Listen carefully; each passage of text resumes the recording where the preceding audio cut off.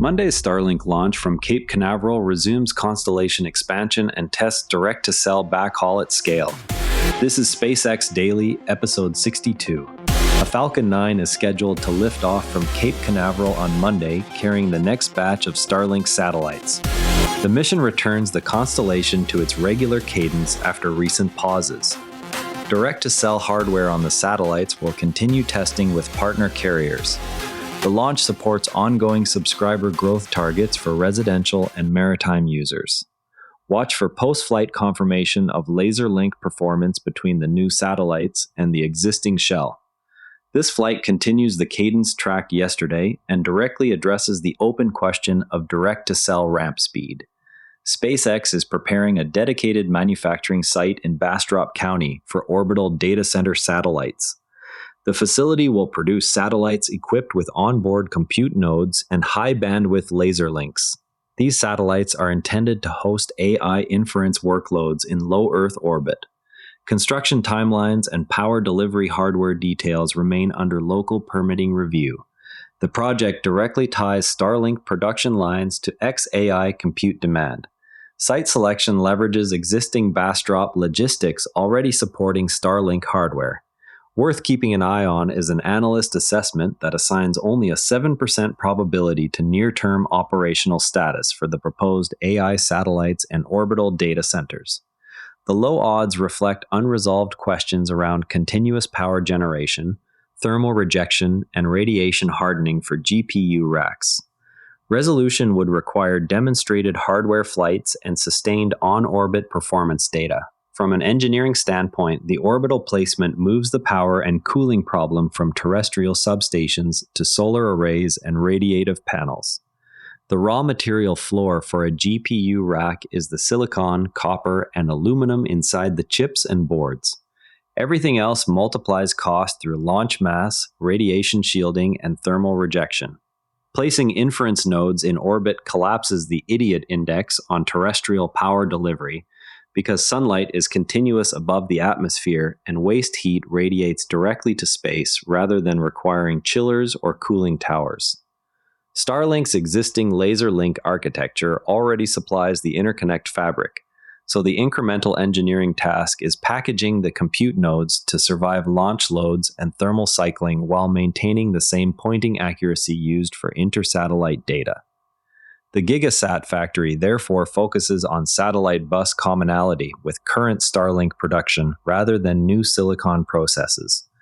This approach reuses the same solar array and radiator designs already qualified for the communications constellation, reducing the number of new qualification campaigns required.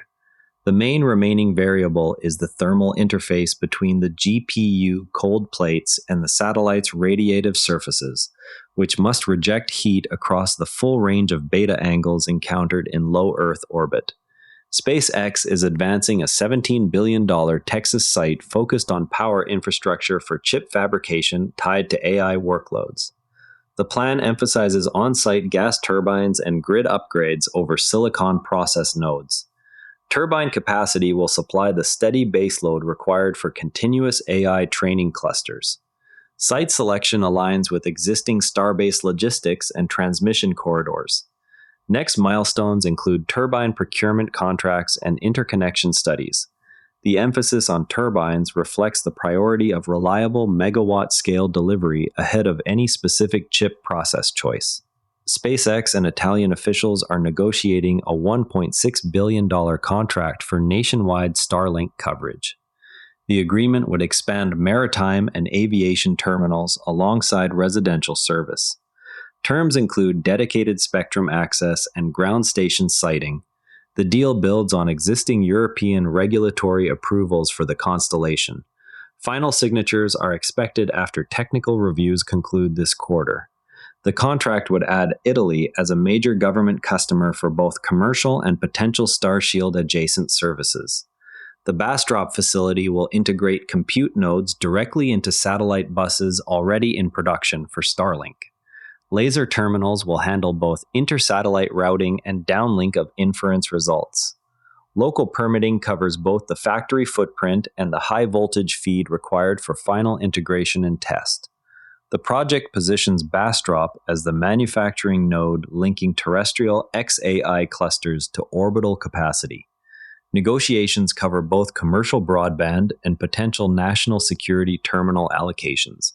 Ground station locations under discussion include sites already evaluated for European laser link gateways. The $1.6 billion figure encompasses hardware, spectrum licensing, and multi-year service commitments. Technical reviews focus on interference mitigation with existing Italian terrestrial networks. XAI released Grok Build v1.0 with redesigned interface elements for agent workflows. The update adds improved code generation panes and real-time model switching. Developers can now route tasks between Grok instances and external tools inside the same session. The release targets Cursor and other IDE integrations. Rollout is live on web and desktop clients. The changes focus on reducing context switching time during multi-step engineering tasks. SitePoint compared Cursor, Claude Code, and Windsurf on code completion speed and agent reliability. Cursor led in multi-file refactoring tasks when paired with Grok models. The review measured token throughput and context window handling across identical prompts.